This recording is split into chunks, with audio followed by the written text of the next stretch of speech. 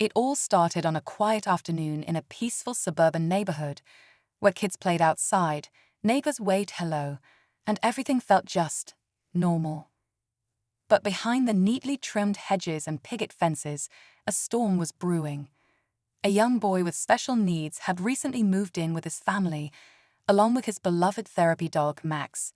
Max wasn't just a pet, he was part of the boy's healing. Trained to provide comfort during anxiety attacks and emotional distress, Max's toys were scattered around their small front yard, always close by, just in case.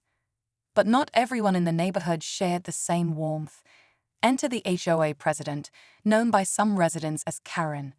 She had a reputation for enforcing rules a little too strictly, and maybe even enjoying the power that came with it.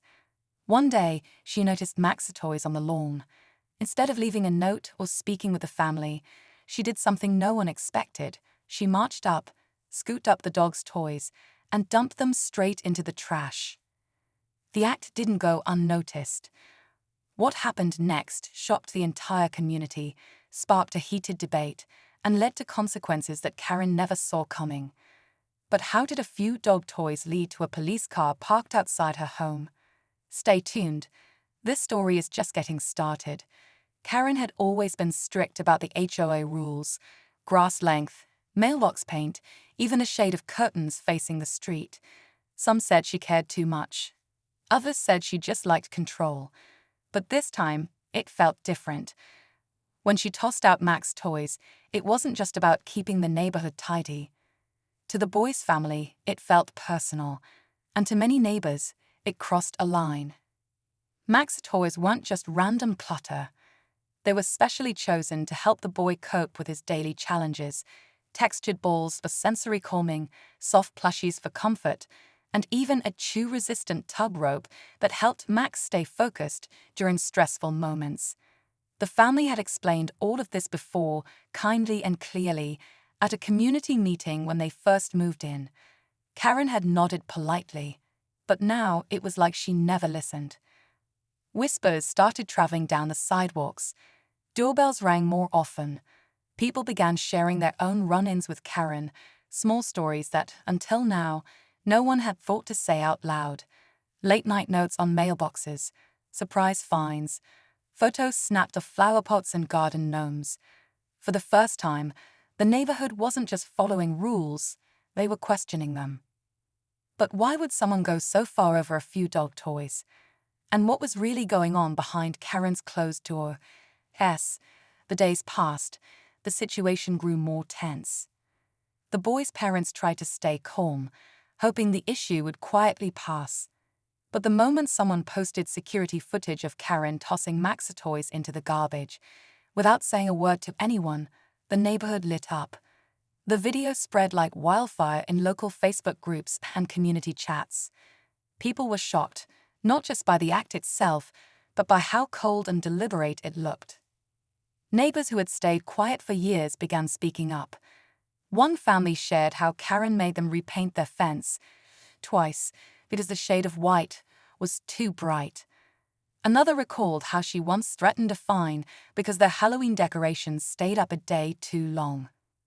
Suddenly, Karen wasn't just the HOA president. She was the symbol of something bigger, an unchecked authority that had gone too far. Meanwhile, the boy had stopped bringing Max outside. The dog waited by the door every morning, leash in his mouth, but the family didn't feel safe. Some neighbors tried to cheer them up, dropping off new dog toys, leaving kind notes, even inviting them over for support. A small, quiet resistance was forming. But behind all this, Karen wasn't backing down. Rumors started flying. Was she really just enforcing rules? Or was there something else behind her behavior, something no one had seen coming? The neighborhood was on edge. What started as a quiet act of cruelty had now spiraled into something bigger, something no one could ignore. Every porch light seemed to flicker with curiosity and quiet outrage. The once peaceful street had become a stage for an unspoken standoff between Karen and the community. And the boy's family, caught in the middle, just wanted peace for their son and his therapy dog, Max. Tension reached a new high when Karen sent an official HOA notice to the family, citing excessive pet-related debris as a violation. It was clear she wasn't done. But this time, the community was ready. Neighbors began organizing. A meeting was planned, signs were printed, and more people started speaking out. Even longtime residents who'd avoided drama started joining in, shaking their heads at how far things had gone. But just when it seemed like things couldn't get any more intense, someone uncovered something unexpected. A longtime resident revealed that Max had been certified through a local therapy dog program that gave him special legal protections, especially in housing communities. Suddenly, this wasn't just about HOA rules or dog toys. It had potential legal weight. That week, a town hall-style meeting was held in the community center. The place was packed. Karen stood at the front, arms crossed, facing rows of angry neighbors. Voices were rising. Emotions were high. And then someone called the police. As the police entered the packed community center, the room went silent. All eyes shifted from Karen to the officers, who calmly asked to speak with her outside. Whispers filled the air. Was this just a wellness check because things got heated, or was it something more serious? Minutes later, the officers returned, but without Karen. The crowd buzzed with confusion until one neighbor, who had stepped outside to check, rushed back in with wide eyes. "They're putting her in the car," she whispered. Gasps followed. Cameras came out.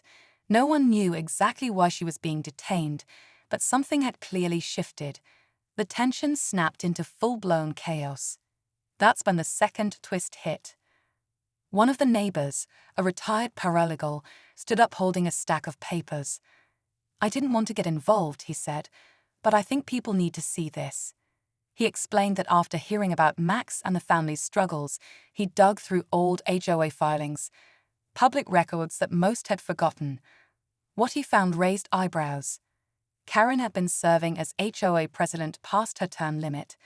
Not only that, there were inconsistencies in how funds had been handled, receipts that didn't match, purchases that didn't line up with community needs. Now, this wasn't just about a therapy dog or a child's comfort. It was about power, misuse, and a pattern of control that went deeper than anyone expected. And the community was finally awake. Outside the community center, flashing lights painted the sidewalks red and blue. Karen sat in the back of the police car, her expression unreadable. Inside, the paralegal neighbor handed the documents to the officers. The room buzzed with low conversations, people still trying to make sense of everything. The boy's family sat quietly near the back, holding Max close. It wasn't about revenge. They just wanted to be heard. And now, finally, they were. By the next morning, news had spread. Karen was being investigated not only for harassment, but also for potential misuse of HOA funds. An interim board was quickly formed, and one of the first changes, a motion to formally recognize therapy animals within the neighborhood guidelines. Max toys were returned, not just by the board, but by dozens of neighbors who showed up with new ones too. It was a quiet but powerful gesture. But just when things seemed settled, one final twist surfaced. A neighbor came forward with an email thread, old but revealing. It showed that Karen had been warned months before about the legal protections for therapy animals, but chose to ignore it. Worse, she had privately referred to the boy's condition in dismissive, mocking terms. That email changed everything. It wasn't just about rules, it was personal. The community had come together to protect one of its most vulnerable, and in doing so, uncovered a truth they couldn't unsee. In the weeks that followed, the neighborhood slowly returned to normal, but it wasn't the same as before. Something had shifted. People were more connected, more protective of each other, and more willing to speak up when things didn't feel right. The boy and Max were back outside, playing on the lawn together. His laughter echoed down the street, a sound that once felt impossible during the height of the conflict. Max wore a new vest, one that read, "Therapy Dog, Do Not Distract," and this time, nobody questioned it. Karen eventually stepped down from the HOA permanently. The investigation continued quietly in the background, but the damage to her reputation had already been done. Neighbors who had once stayed silent realize how important it is to stand together when something feels wrong, no matter how small it might seem at first. The biggest lesson wasn't about HOA rules or power. It was about kindness, empathy, and the courage to protect what's right, even when it's uncomfortable. In the end, it wasn't just about dog toys in the trash.